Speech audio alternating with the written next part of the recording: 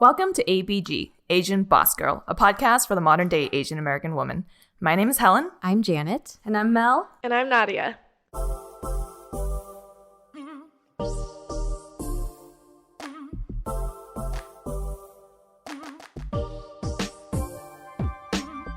Nadia Okamoto is a social entrepreneur, activist, and speaker for the menstrual movement, the power of Generation Z and youth activism, and for overcoming adversity.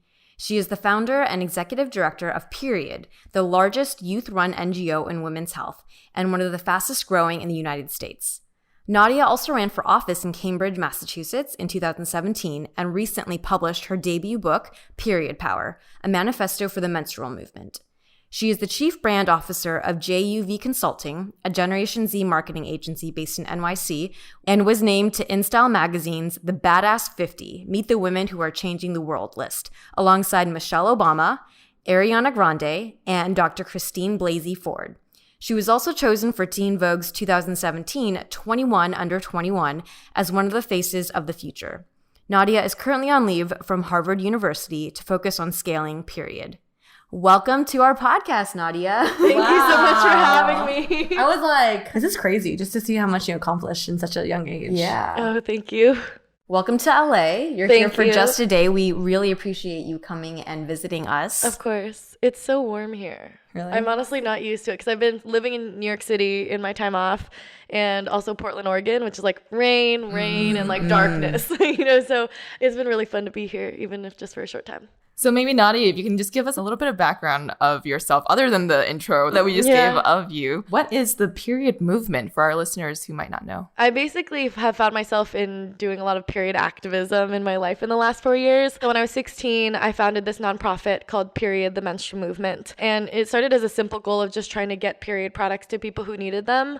My passion for periods came from this really personal place of, in a time when my family was experiencing housing instability, talking to women who were in much worse living situations than I was in, and hearing their stories of using cardboard and toilet paper and brown paper grocery bags to take care of their period, right? So it was going from that, wanting to start an organization. Fast forward about 4.5 years, we're now this big movement that's fighting to end period poverty and period stigma through service, education, and advocacy.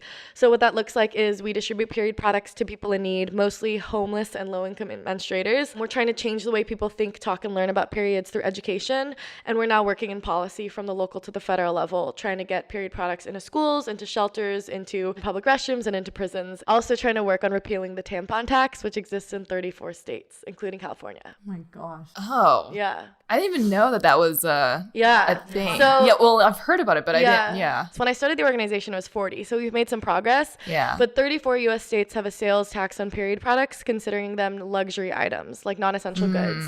Meanwhile, products like Rogaine and Viagra are considered essential goods, right? So it's like old man hair growth and erections become there's like more priority than over half of our population feeling clean, confident, capable 100% of the time. This work that we're doing is just trying to fight for this idea that menstrual hygiene is a right and not a privilege. And, these period products aren't luxury items. Like, this is something that should be treated just like toilet paper in terms of accessibility. Right. But we have a long ways to go. Like, I mean, we hear news every week of this misconception of period products being luxury items. Like, just 2 weeks ago, a GOP representative in Maine was quoted saying that period products shouldn't be free in prisons because they're not meant to be country clubs, right? And then that bill to provide period products for free in state prisons was rejected, right? So we're seeing this still constantly in 2019, even though people have been menstruating since the beginning of time. Yeah. A lot of our work, it starts from this idea of like, we need a cultural shift to change the way we think and talk about periods. Well, it's also probably because a lot of the people running the government is made of men, right? Yeah. So they don't actually know that this is not a luxury item and this is something that all women should have free access to. Yeah. So what are you guys doing specifically with the period movement to try and change that? So you said it went from like 40 states to 36 or 35? 34 now. 34 which now. is exciting. And what have you guys done to sort of contribute to that? Through our programs to date, Period has addressed over 550,000 periods through product distribution. So that's distributing period products through shelters and community partners. We've done a lot of cultural work just in terms of social media, doing events on the ground. To do all of the work that we do, we mobilize young people. So we now have a little over 375 campus chapters at universities and high schools around the U.S. and abroad. So we've really grown from like 2 16-year-olds not knowing what the fuck they're doing to like now this huge network of young activists in the period movement. We have policy programming mostly at the local level. So we have toolkits that are built, and we're seeing students use these toolkits and kind of hand-holding them and supporting them in any way we can to get period products into all the school restrooms, either on their campus or within their school district, right? So we've seen about 6 pieces of legislation pass in the last few months, which is super exciting. And an example of that is like the Grant High School chapter in Portland, Oregon, got their school board to invest $25,000 a year in piloting a program for free period products in all the Portland public schools, high schools, right? Oh, wow. So doing that policy work, or, UC Davis is an example of working with their school government directly to get period products into their dorm restrooms, and starting to see that replicated around the country using our toolkit. What made you target like universities or youth in terms of spreading the movement? It was completely accidental. Like when I started this organization, it was really from this, like, I have a goal of just getting period products to homeless women, right? And my original goal was like 20 homeless women in Portland because I could name 20 homeless women, right? And on the first day we went out with period products, we ended up staying there for like 4 hours just on the street with a line of homeless women who had lined up being like, oh my gosh, I heard like down the block that you're giving out period products. And then we just realized the need was so much bigger than we anticipated. So went back to the drawing board, started giving period products out through shelters and doing sort of like this spider web distribution. And we're just naturally posting about it on social media, right? And just like telling the world what we were doing through our social media accounts naturally as like teenagers, right? And the Instagram is becoming this like daily part of life. Like we were just sharing it. Within a few months, we had hundreds of messages from students all around the country and journalists who wanted to write about and talk about what we were doing, because we got into this in 2014, and it wasn't until 2015 that mainstream media called 2015 the year of the period, right? Like Newsweek, NPR come up with these pieces that like say 2015, it's the year we're going to address period stigma, right? So because we jumped in like right before that, we were sort of the first ones on Google when you started researching what people were doing. So we were just sort of timely, and then literally it was just a common sense step of, these people want to get involved in their community, let's just write down what we did in ours and say do this in yours and call it a chapter playbook, right? So from that's how we accidentally grew into this global conglomerate of period chapters, which has been really exciting to see. I mean, the power of social media is kind of something that stuck with me since the beginning. So on my gap year now, so I'm spending a lot of my time on period, growing period, but I actually just stepped down from executive director to hire someone else on so I could focus on the advocacy media part of it, build my own brand, and publish my book. But I'm also chief brand officer at Juve Consulting, which is a Gen Z marketing agency that works with now over 20 Fortune 500 companies, and we help companies like all the Unilever brands and Timberland, these different brands that are trying to market to Gen Z, hire actual young people to work on their social and digital campaigns. Oh my God, that's nuts to me. It's been really fun. We're like speechless right now. Like, dang, girl. No, it's been really fun, and it's been like a whole new world of like working in the for-profit space, right? And I mean, I'm 21 and I'm the oldest person in that company, and we have over 100 consultants now from the ages of 14 to 22.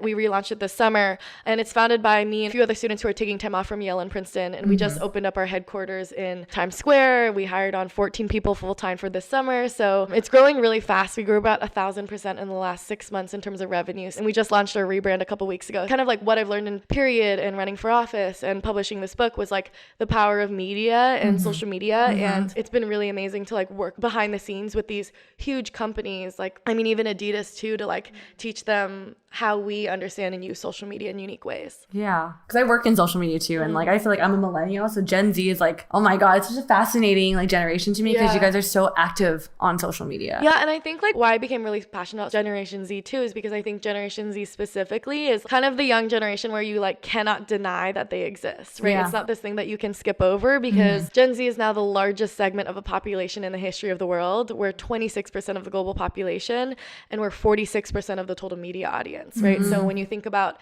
where brands and these people are trying to reach, whether it be cable or social media, we're almost a majority of that, right? And at the same time, I think that we represent this like socially progressive ideals pushing forward. Like our nicknames are the genderless generation and the plurals. And the genderless generation comes from this idea that less than 50% of us identify as totally heterosexual or cisgendered, right? So we're this generation that's like questioning gender and race as social constructs, and like really emphasizing what makes us different and like the beauty in that. And then also the plurals, because Gen Z is like, compared to millennials, like millennials are stereotyped for thinking in terms of the I pronoun, right? Like when you talk about the future, like what's best for like, what my life is, Gen Z is sort of credited as like thinking in we all the time. Like representing us as like us and making decisions in terms of what's best for like my community or my family, or like thinking beyond yourself. Do you think that's a thought that maybe that all Gen Zers have, or is it people who are more like activists within the community? This is not something that's in the activist space. These are from like studies that are done on overall Generation Z.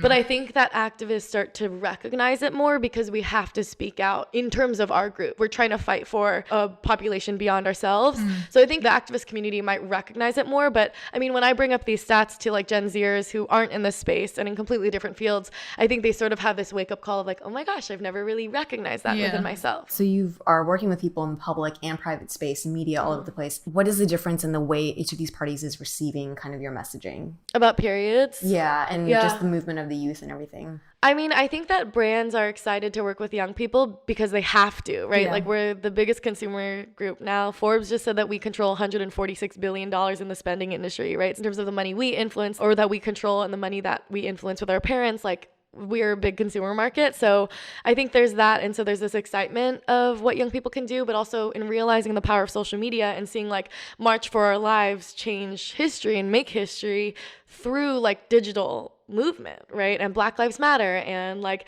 the Women's March, all of these things coming together on social media and being organized. Like how the fact that 4 of us can sit around and make a podcast that's going to reach thousands of people, right? I think that there's this excitement about it. I feel like we're getting educated. I think for me, it's just like I don't get to speak with anyone who's in the Gen Z generation. So like we don't really get to, we're surrounded about we like, don't interact with a lot I mean, of I'm on the Gen Zers. older side of Gen Z too, right? Because Gen Z starts around 1996. I was born 1998, right? So I'm very much on the older side. And like even my younger sister, who's 5 years younger than me, thinks I'm old and like don't understand social media, right? That's kind of a testament to like how fast social media trends are changing, right? Like for me and my friends of my age group are like, no, a Rinsta to a Finsta, right? Like, do you guys know Finsta? Yeah, like, I just learned about Finsta. Everyone has a second Instagram account. So you have your public one, that's your Rinsta. Gosh, terms that I don't know anymore. Yeah, and then your Finsta or your like Sinsta, as it's more called on the West Coast, is like your second Instagram account that's private. So I only let like 10 people follow.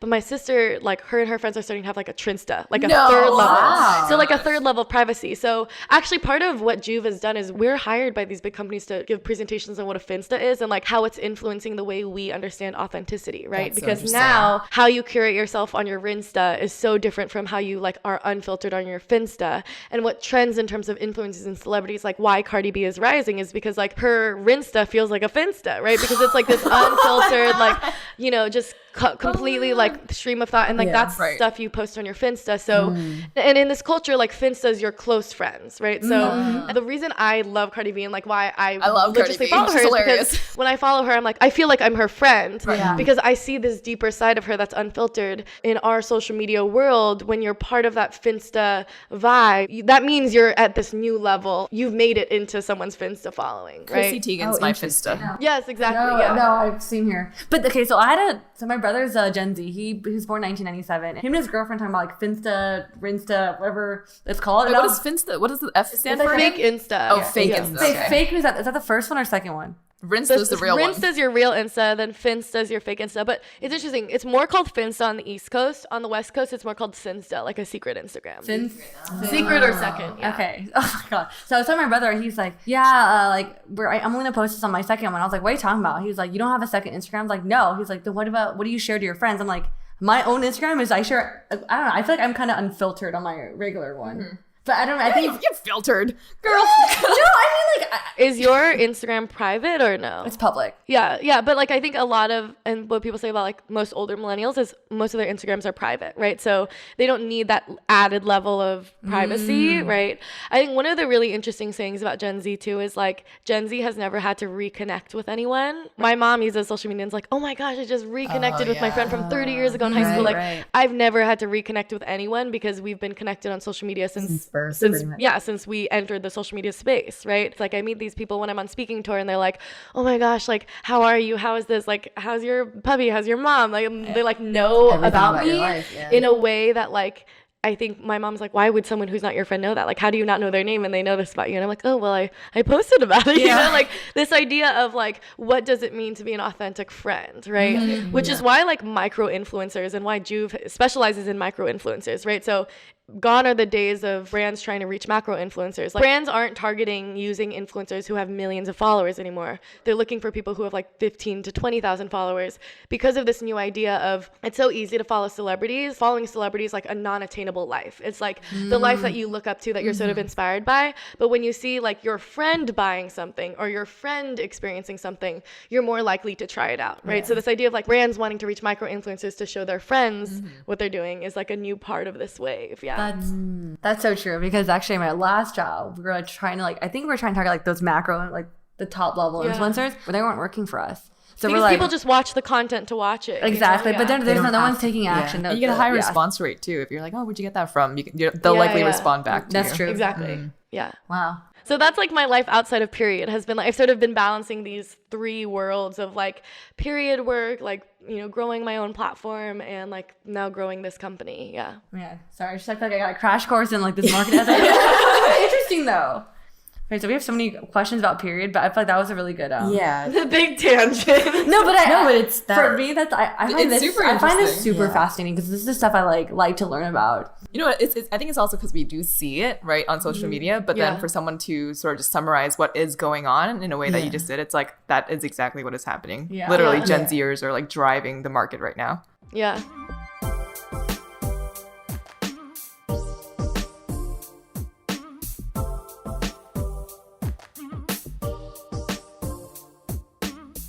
With both period and then also like social media, this might seem kind of out of whack, but coming from your cultural background, like how do your parents react to what you're doing? So I'm like, okay, this sounds really bad. I like am not very Asian culturally at all. You know, like I don't speak another language. Can't name a single holiday for you beyond like Lunar New Year. Yeah.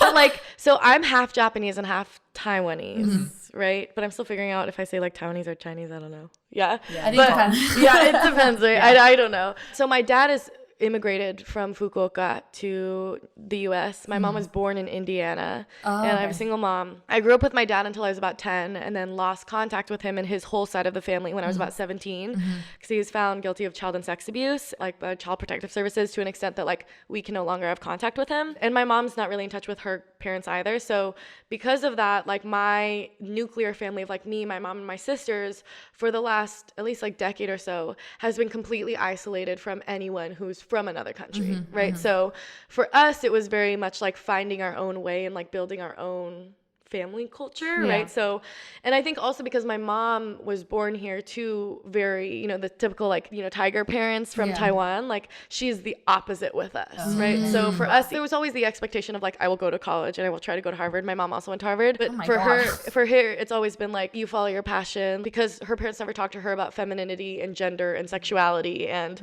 you know, mental health and all these things in her family. And she always tells us about that experience growing up.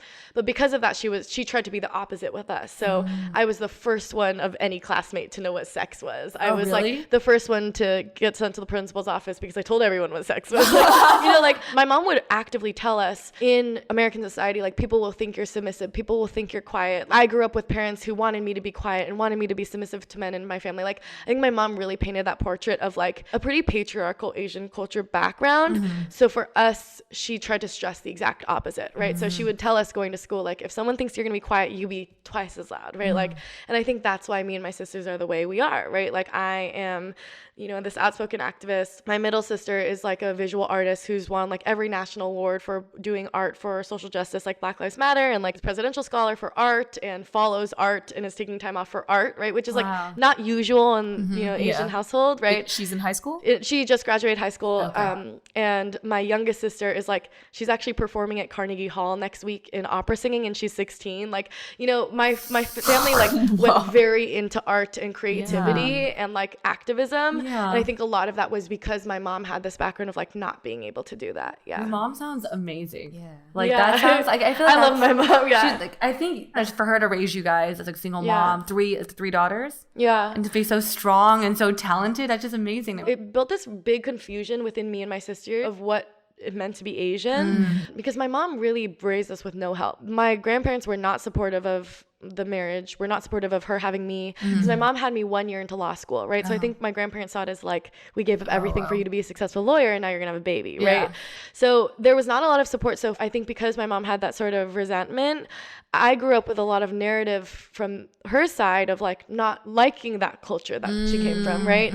And my Taiwanese side of the family, you know, being half Taiwan and half Japanese, like a whole other conflicted thing, right? Like my Taiwanese side of the family would tell me stories growing up of like growing up in houses that were occupied by Japanese soldiers and talk about Japanese people being assholes and like imperialists. And whenever I did something mean or like selfish, it was like the Japanese side of me. And then the Japanese side of the family, who actually lived with us in New York City for a little while, and that I was much closer with, just like really shit on Chinese people, right? So when we walked through Chinatown, my Japanese grandmother would like hold her nose because of dirty Chinese people, or like when we would take baths, she would say like, wash the dirty Chinese off of you. So I hated the Asian side of me, right? So I actually, after I ran for office, I wrote this article in Next Shark about like running for office and getting death threats for the first time for being Asian was what pushed me to be like proud of being Asian, because I grew up being so ashamed of it, right? Because within my own family, it wasn't good to be Japanese or Chinese, right? Within my own family, like, if I was quiet, it was because of like the patriarchal, like internalized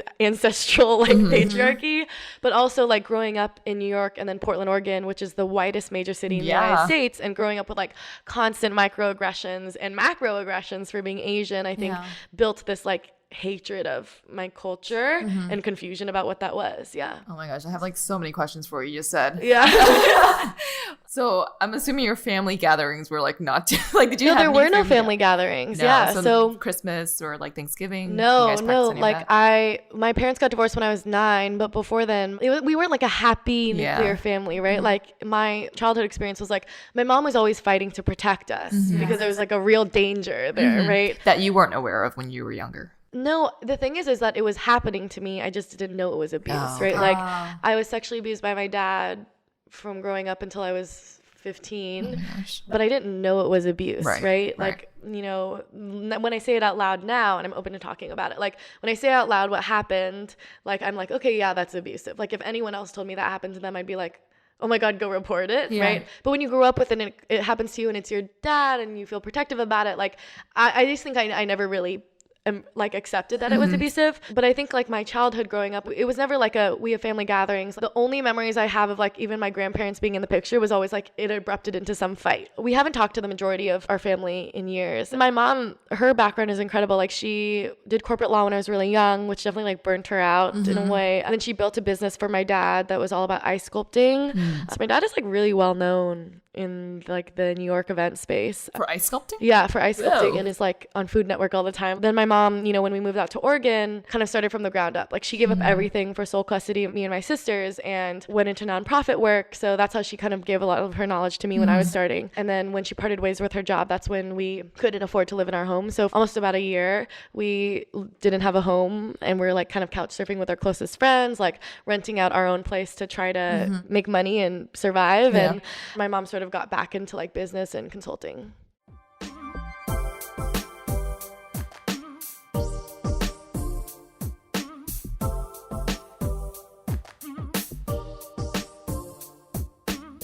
If you run a small business like us, you probably struggle with tedious administrative tasks.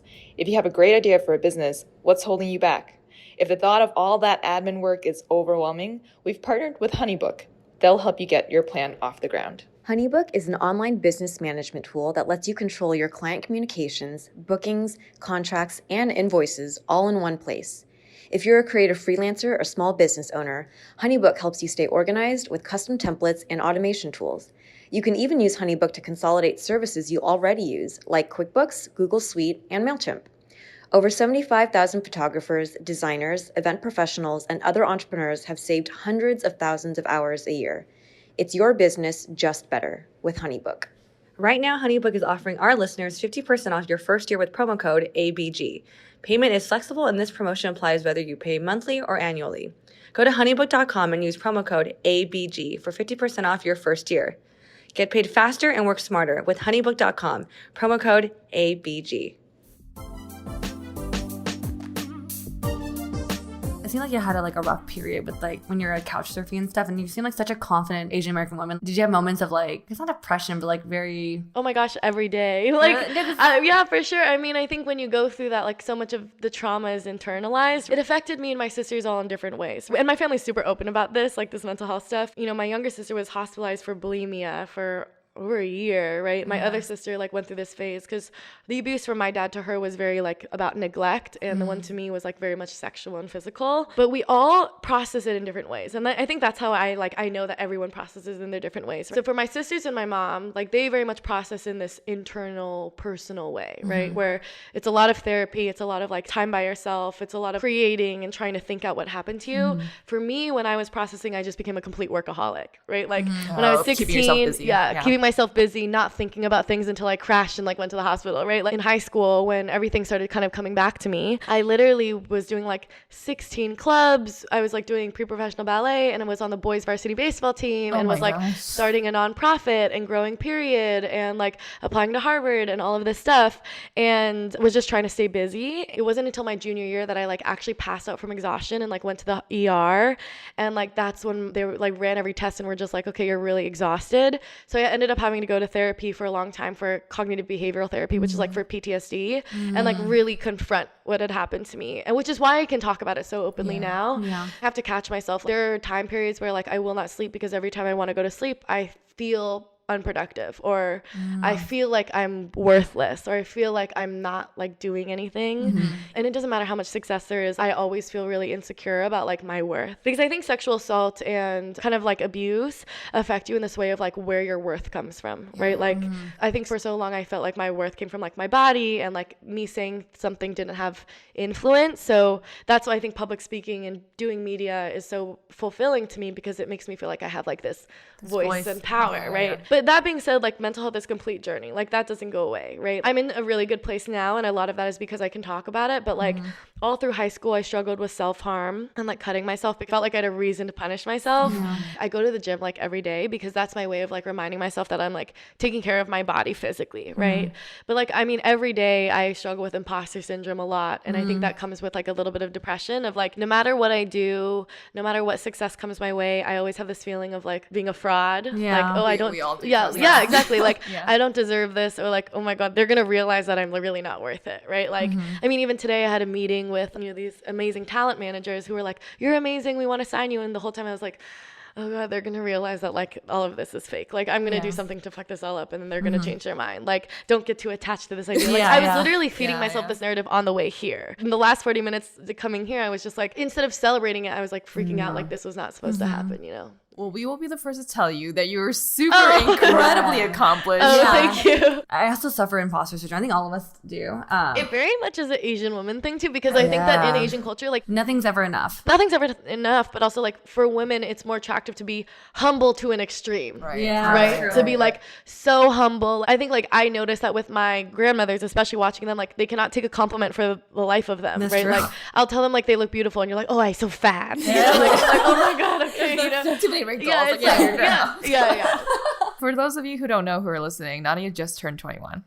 Which is lit. I'm not taking advantage of it. But okay. Well, I'm going to ask you, since you turned 21, have you actually gone out to like enjoy the life of a 21-year-old? You've done so much. You keep yourself busy. I went to one EDM concert, but like, and I was so excited. I wanted them to card me, and then I show up and it was like 18 and over. And I was so mad. Like, damn. I've been out to like for drinks and stuff like casually, but honestly, like the only place I've taken advantage of it is like I go to so many conferences and like meet with people who are decades older than me, and like now I can order a drink with them. You know?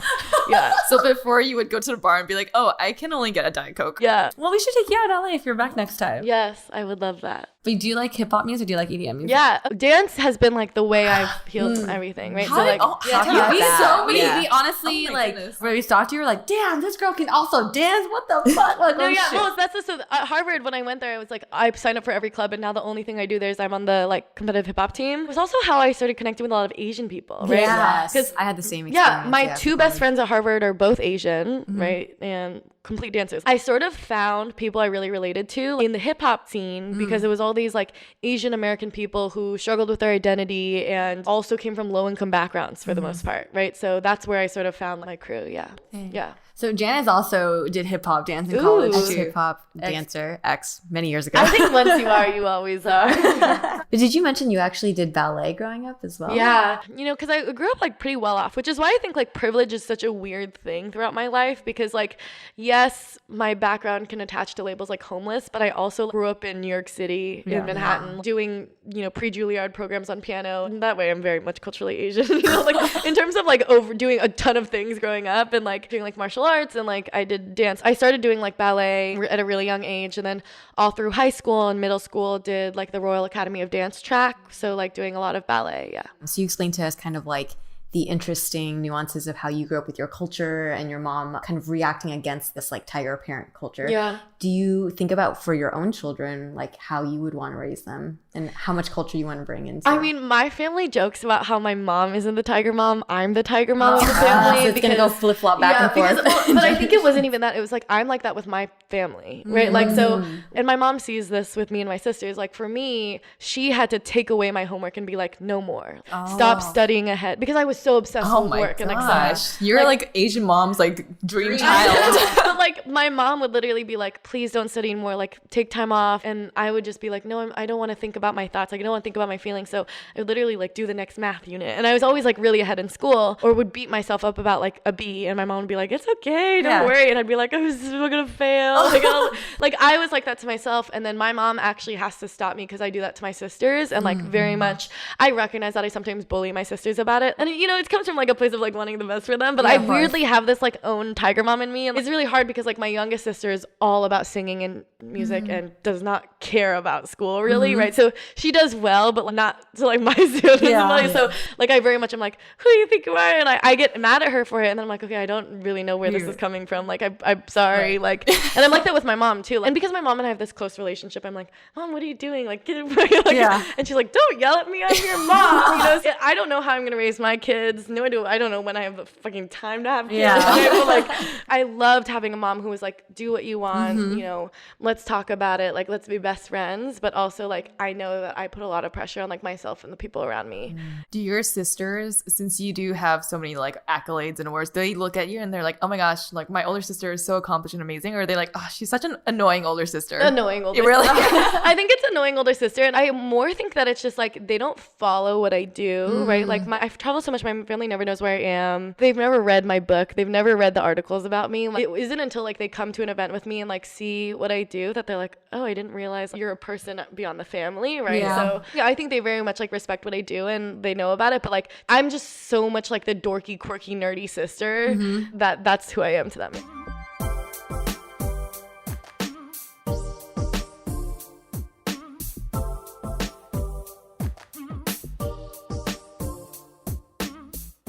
So my mom's one vocal rule growing up about dating was I could date whenever I wanted, but she did not want me to date Asian guys. She did not. Yeah. She said no. No, because there's this idea in my family of like Asian culture is so patriarchal, right? Okay. Which is pretty true, right? Like, yes, sort of matriarchal, like within the home. I got really curious about it and did a lot of studying it in the last few years. But like, yeah, like historically, Asian women are really empowered within certain confinements of like the home and like kitchen and like childcare. But like in terms of like overall culture, like it's not empowering to women. And I think my mom saw that with her dad and saw it with her ex-husband and saw that in her experiences and her brother. So for her to, what the narrative we grew up around is all Asian men are patriarchal assholes, right? Which is an extreme. And I recognize that's extreme. My boyfriend is like Punjabi Indian, right? So when I first told her, like one of her first reactions was like, oh, he's South Asian, right? Like, what does that mean about his culture? How does he think about women? She's completely just in feeling the way she does because she's been through so much within that culture, right? It's been really interesting to like kind of live that out. Yeah. Is she like constantly checking on you? Yeah. Really? And every time I complain about my boyfriend to her, she's like, oh, it's because. Because of the culture. You know? Yeah. Dang. Wait, so how much older is your boyfriend? Are you guys the same age? He's about 4 years older. Yeah. It's a little bit older than me. But it's very, so I live with him. I say I live in like a grown-up frat house basically because I live with him and like his 3 other housemates from his college frat house. Oh my goodness. It's not just you two. No, we had very different college experiences. My college experience was like working and running for office and like being not really liked, by a lot of school because my run for office was really controversial. For him, he was like social chair of his frat of like Beta or whatever. And like very much lived it up in college. Yeah. And like, you know, loves his frat, like diehard. So we like live very different lives. I know one of those. Yeah.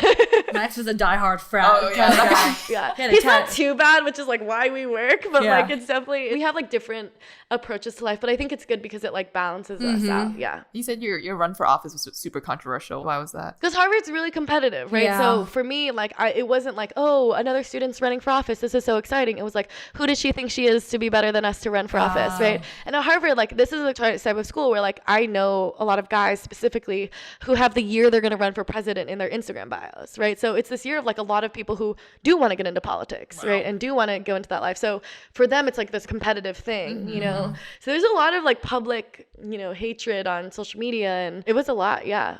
I feel like you're so busy, right? And you have your boyfriend, but how do you manage your friendships? I feel like that's something It's hard. Like a lot of women who are, you know, working and like trying to balance their relationships. How do you balance it with like all these things on your plate? So my whole job is talking to so many people, Yeah. right? Like throughout the day, I'm like talking to so many people, like shaking hands with so many people, like meeting with people, calls, whatever.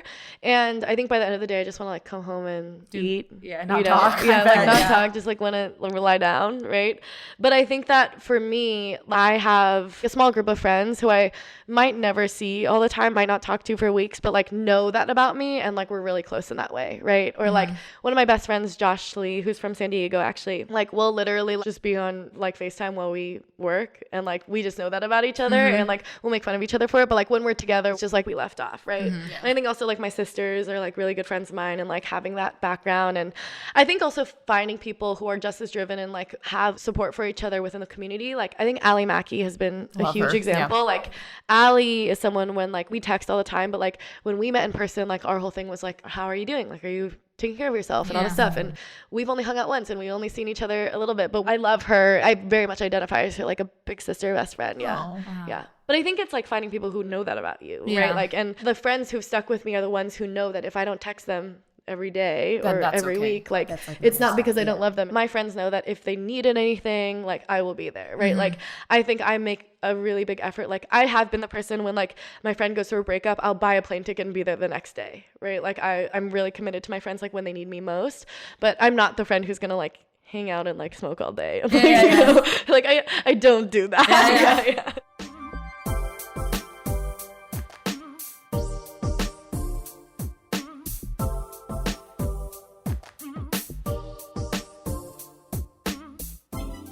So earlier we were talking about like the definition of success, right? How would you define success now? I don't know. You know, I think it's interesting because growing up, I'm the narrative from my Taiwanese agun. Yeah. He would always be like talking about money, right? Like money and status is success, right? Like, did you go to Harvard? Are you a professor? Do you have a law degree? What degrees do you have? What money do you have? Always bragging about how much money he had and how little money he came to the US with, right? Like that was very much the narrative I heard. So I think there is part of that that's instilled in me of like, and I try not to be like that. And I think a lot of it was also experiencing financial instability. That makes you really sensitive to it, right? When you experience financial instability, it's like the worst thing. You never want to experience it again. And I think for me, I never really feel stable no matter how much money I have in the bank account. And I'm so fucking cheap. Like I have money, but I don't feel stable or successful, right, in that way. So I've tried it out. I've tried having the status of Harvard and these big names and these awards, and I still don't feel successful. And I've tried having money and I don't really feel successful. I think for me, when I feel most successful is like when I get the email that like some young girl in the middle of nowhere who I've never met like heard my message and is now doing period work, right? Those are the emails that I'm like, okay, I can take a few hours to just like celebrate this and do nothing, right? I think it's those little wins. Because they're spreading your message too, like for you pretty much out there. Yeah, exactly. I think that's a beautiful definition of success. Yeah. Because I think it's like the legacy that you leave, right? And like my mom would always tell me like a leader is someone who like empowers other people to be leaders, right? And I think that's why I'm so passionate about the chapter network and Juve hiring other young people and paying everyone we hire, because it's this idea of like, I think I'm only as good of a leader if I'm making other people feel like leaders, right? And I think that's what I love about the Period Network is like at Period Con, our global conference, you see all these people who stand up and very proudly say, I am the Period chapter president at X school and we have addressed this much, and they're so proud of it and so excited about it and so driven, and I love that. And I think those are the moments that make me feel like really successful. And that conference happens yearly, and it's because of the period movement. Yeah, so we host Period Con. Oh, that's amazing. Period Con every year. We had the last one in January and had 250 people fly in from all over the world, actually, from Ethiopia, Mexico City, Sweden, Scotland, and it's our global conference on the menstrual movement. I want to go. I know. It's really fun. It's a lot of Asian American girls too. There's not a lot of Asian American activists who are really public, right? Like that's the thing is there's so many Asian American community organizers, right? Especially labor movement has been so strong, but not a lot of that is visible. It's not on social media. It's not being funded by brands. And Period is now supported by all these big femcare brands and has more publicity. So we get a lot of Asian American girls who email us being Nadia is the first person who looks like me doing social activism, and now I want to do it. So we have a lot of people like Annie Wang, you know, who read about me and then wanted to take action and are now doing something and are excited about being an Asian American activist. That's actually interesting. One of our first female guests on this podcast is Krista Suh. Have you heard of her before? So she actually started the Pussy Hat movement. Oh my gosh. Yeah, and she's an Asian American woman, and she's 30 years old. Yeah. Maybe a little younger. The funny thing is that she said anyone that she met always thought the image of her would be this this woman with a buzz cut with a white lady that has tattoos, and she's just this Asian woman that just started this movement. And I love that. A part of her is is that why I haven't been as publicized as other people might have been if they had started the movement themselves. And I think a lot of publicity to me is really exciting because when I started getting into activism, there weren't any other Asian American activists that I could see, right? I'm obsessed with Ai-jen Poo, but she's older and is not as active on social media, and it's not something she's a public figure I really follow, right? So I think for me, when I started, I was I'm going to be active on Instagram and I'm going to talk about being Asian American. And I started writing for Next Shark, and after running for office, got really passionate about Asian American identity because through running for office, I literally accidentally became the youngest Asian American to run for office in the history of the US. So I was being brought out to these conferences APACs, right? As the next Asian American, whatever. Right? Yeah. So and at those conferences was learning that Asian Americans are the fastest growing minority population in the US, but more underrepresented at all levels of government and in entertainment. It's really only been the last 2 years that I've gotten really, really interested and excited about Asian American identity. And that's actually what my next book is about too. Your next book. I'm really excited. Wait, quick question. So you wrote a book in a month, your first book. How the hell did you do that? Because I feel people are taking years to write one book. You wrote one book in a month. I mean, okay, first of all, it obviously wasn't from scratch, right? Yeah. Because by then I had been giving my speech every day for 3 or 4 years, right? So for me, I think it was a lot of writing down what was already there, right? So my process for writing was literally talking out loud and typing as I go, right? Because it's all in my head already. Yeah. Then it was just doing research, literally Googling and putting in and then just sitting down. I actually ended up writing in about 2 weeks because I did all the research, and then I'm such a procrastinator. I just kept pushing it off. And then I actually wrote it because I got stuck at the Narita airport in Tokyo for 36 hours because of the big snowstorm there last year. So I was on my way back from Singapore from a speech. I was in Singapore for 24 hours. Oh my gosh. And I came back, got stuck at the airport, and basically stayed up the whole time, wrote the majority of the book. And then because of all my imposter syndrome, had a really hard time editing because every time I edited it, I was this is shit. I would change it and then it would be totally different. And my editors would be we like the original one. So I ended up just turning it in. And so what you see is sort of close to the first draft. Damn. Yeah. But I edited it as I went because I was so hard on what I was putting down on the paper. Yeah. Oh my God, I could barely write a paper in 24 hours back in college. But that's my thing is I can't edit, but I can write because I can speak. And for me, I have to be in my own room because I'll talk out loud and, write what I'm saying. So I'll just write I'm very colloquial. That's how I do all my essays at school, right? So I used to do that too. Yeah. So I don't even read or write anything until the night before it's due. And then I just pull in all night or have 3 Red Bulls. That sounds like me. Come on. Yeah, I did that too in high school. I'll just do it from midnight to 6 a.m. and turn in the paper and just be That's okay, exactly what I did. Yeah. I'd be the last one to turn it in. I'm let me slip it under your door. Yeah, me too. I can do this right. As soon as I got into college, I was such a bad student. In high school, I would never miss a class. Yeah. I would always turn things in early.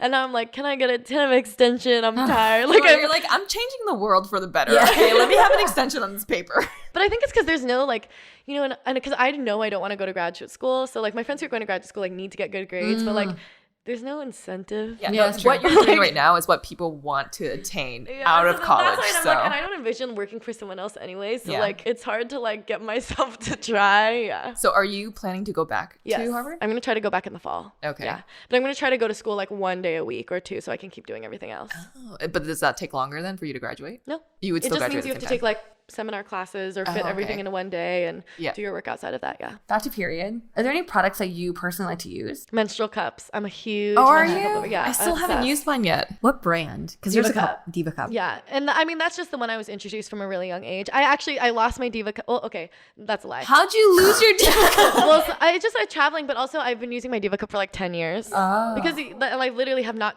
replaced it. And I was emotional, my first Diva Cup. Yeah. And actually, the founder of Diva Cup, I told her, I was like, oh my gosh, I love your product. I've been using mine for 10 years. And she was speaking at our period con, and she was like, that's an issue. Yeah, right. I was gonna say. She was like, I'm proud to say it's not a medical risk, okay. but you should probably replace it. Yeah. So now I'm using a Lena cup. Oh, okay. Yeah, which is a smaller brand. Yeah, but there's so many out there. It's really exciting. But for me, I started using menstrual cups because of the waste. Yeah.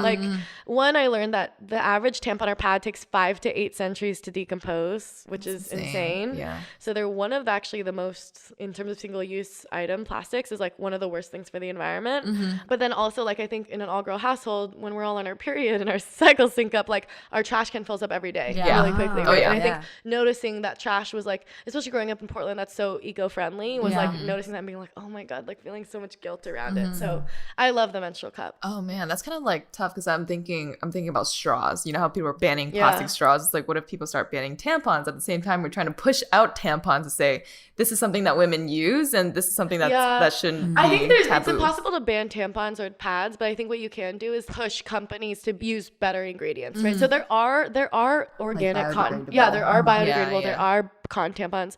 The issue is that none of them are affordable, right? So the ones that are better for the environment and better for your body are 5 times as more expensive, right? Yeah. So one of the things I'm trying to do actually in one of my meetings earlier today was I think a dream of mine is to start a product company that solves all the issues, because now I work with all these companies, so I get to see what I like and what I don't like and the branding and everything like that. So I'm curious as to how that might play out. Yeah. Well, I need to get a Diva Cup then. I've had one for a long time, but it just seems so weird to it's I don't know how. But think about this. It's literally smaller than a penis. You know what I mean? Well, I mean, it looks kind of big, but I guess you can squeeze it together. Yeah, but when you put it in, you fold it in half. If that's the biggest thing, and there's a string right towards the bottom of it. That no, it's just a little thing. But your vagina's not that deep, right? Your average vagina is 4 to 6 inches, I think. So in terms of what it is, it's not that deep. So you just barely put your fingers in and squeeze it out. Okay. I love it mostly because on the go, so tampons you have to take out every 8 hours. Yeah. It's a health risk to leave it in. Menstrual cups, you should change it just to empty it, but there's not a real health risk, like TSS or anything. So when I was doing baseball or ballet, I'd be able to wear it for however long. Oh, wow. Was that the first period product you used? Have you ever used? Did you? No, I started using tampons and pads, but only for one period, and then the second month, I was I need to try. We used tampons in your first period. Yeah. Whoa. My mom was hell no, use the pad. Tampons are terrible for you. Don't stick anything up there. No, my mom was all eco-friendly, so it was here is an extra large cardboard applicator tampon. Oh, shoot. And it wasn't until my little sister that my mom was here's all the plastic, beautiful plastic ones. But with me, she was here's a cardboard. Yeah, and then when I was complaining about the waste, she was okay, here's a menstrual cup. So my second time, I remember my mom sat outside the door and I was for 40 minutes was trying to put it in, put it out, and I didn't even know there was 2 holes. I didn't know that I never fingered myself, nothing. I didn't even know that was a thing, so for me it was it was a lot of work, but once you get it, it's it becomes second nature. So do you ever have issues with leaking at all? No. I usually leak every single time. Because also, menstrual cups too? No. Well, with tampons, mostly because I think about the environmental impact also. And I don't want to use that many tampons if I don't need to. So I leave it in there for as long as I can. But then it leaks because it gets too full. But that's the thing. So that's the thing about menstrual cups is you feel when you need to change it. Right? Oh, really? So, yeah, because and you'll learn. Obviously it takes some trial and error. Yeah. You feel the pressure because it fills up, and then because it's suctioned to your cervix, it it puts pressure on it. So it doesn't hurt. It just feels a little bit heavy. Okay. It just you ate a little bit too much. And so I know when I have to change it. Yeah. So we had an episode about Periods and poops. Periods and poops. Kind of combine that together. But someone commented about how it was odd that, like, I mentioned that I leaked during the episode. And then she said something along the lines of, like, oh, that's so gross. Like, how are you, like, 30 years old and you still leak? And I'm just like, this is a normal thing to talk about. Yeah. Like, how do we get out of that whole stigma or the taboo topic of just, like, periods in general and what women go through? I think it's just talking about it. Like, so much of the work that we do is just trying to get people to say the word period and not giggle, right? Yeah. Like, when we're like, oh, we're talking about periods, like, people are like, like, it's just this weird reaction. Right. And I think so much of it is like just talking about this in the normal way that it is, right? It's not gross. It's not stigmatized. It's like something that happens to your body, whatever. Yeah. Do you use any period tracking apps? No, but I'm going to try. I'm going to try to start because so I had an IUD all last year and I still have one. But, you know, after you have an IUD for like a year, the hormones wear off. So you start getting your period again, which honestly, I really don't like getting my period. Yeah. Like I was going to ask you, are you like every time you get your period, are you like, no. yes? I'm pro period talk, pro movement. I am not pro getting my own period. Yeah. It's a hassle. It is, right? it is. And that's so much of the work we do is owning up to like, yeah, it kind of sucks. So like, how can we make it as easy as possible to everyone, right? But like for me, I was so upset when I got my period. But like now having that and being sexually active, like your period suddenly is like this. Yay! No, I send it like a happy text message to my boyfriend every time. Just like, yay, no dot. I mean, dot, no exactly, baby emoji. And I'm actually, so I'm not open to having period sex just because I'm still a little bit uncomfortable with it. And like, I think for me, like my period is like my period. I don't want to share it, you know, like, so I'm actually, people always assume I'm very pro period sex, and I am in concept. I'm like, anyone do it. And there is like scientific evidence that it's like better for your orgasm or like better for your health or whatever. For me, it's just not something I'm into. And there's also the evidence of like, it might, you know, push more blood that should be coming up and all this stuff. So I think for me, like when I'm on a period, it's kind of like a sex break, right? And so whenever I get my period, my boyfriend's like, oh, and I'm like, yeah, but I'm not pregnant. Like, you know, let's celebrate. Yeah. I'm surprised he's like, oh, because a lot of guys are usually like, oh, that's icky. Like, I don't want to touch you. No, he's so much more up for it than I am. Yeah. What are your next steps for the period movement? So the big thing I'm working on right now is developing a national campaign that'll launch this September. That's going to be sort of our fight to get, you know, everyone caring and talking about periods. So for the first time involving a lot of celebrities, I'm doing like a, you know, celebrity PSA call to action to the world to care about this, doing like a really big integrated, you know, social campaign and talking to bigger brands that are outside of the femcare industry to support it as well. And then I'm also looking into doing on that day when that comes out to figuring out a way to like activate protests all around the country. We have about, I think, 50 confirmed interested now, but figuring out how we can build out this big monumental day that's like, we're talking about periods.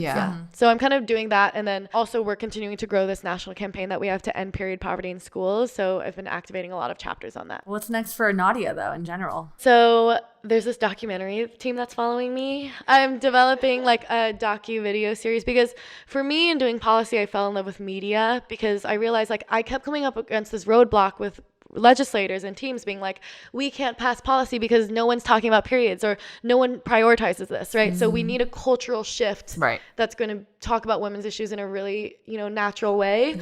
And so then also I think in noticing like my favorite part of my job is like being on camera and like being on stage. So trying to merge those two. And so my dream is to have like, I started as like, I want a talk show about periods. And now it's like, I want a docu-series that sort of merges like young activists doing this in the real world and what that looks like, but also like what is the menstrual movement around the world, what is the menstrual movement in different cultures, and what is the menstrual movement from different angles, right? Like wanting to interview Halsey about her experience with endometriosis, or like, you know, wanting to talk about being a transgender man and getting your period. And so I'm really interested in moving more into the media space as a thought leader to talk about periods from different angles. And I think the fact that this community is still so small, you're like literally at the forefront of it and you have like so much room to grow there too. And I think that we see anything that we do as an organization has this effect, right? So I'm really excited for it. And that's why I've been coming to LA so much and trying to figure out the whole entertainment world. But I'm really, really excited for it, How can our listeners help with the period movement? So you can just find out more and get involved at period.org or follow us on @periodmovement. We're always trying to get more chapters started, you know, get more people who want to do fundraisers or packing parties or just support on social media.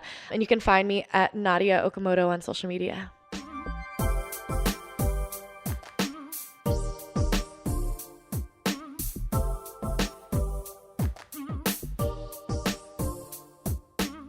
We love it when it's another Asian American boss woman who's leading these. And we're trying to get more Asian American, like just females who are entrepreneurs in their own sense to come on our podcast and talk about what they do. I've never embraced ABG as a term. I've always been like, I am not an ABG. And now I feel like I'm going to embrace being an Asian girl. Yes. Thank you so much, Nadia. This has been amazing. I feel like we've all learned so much. Of course. And so inspiring too. Thank you for having me. All right, everyone, thank you so much for listening to this episode. You can find us on social at Asian Boss Girl. Our email is asianbossgirl@gmail.com. We're also on Spotify, iTunes, and all of the podcasting platforms. Leave us a rating or review if you like what you're hearing. And we will catch you on the next episode. Bye.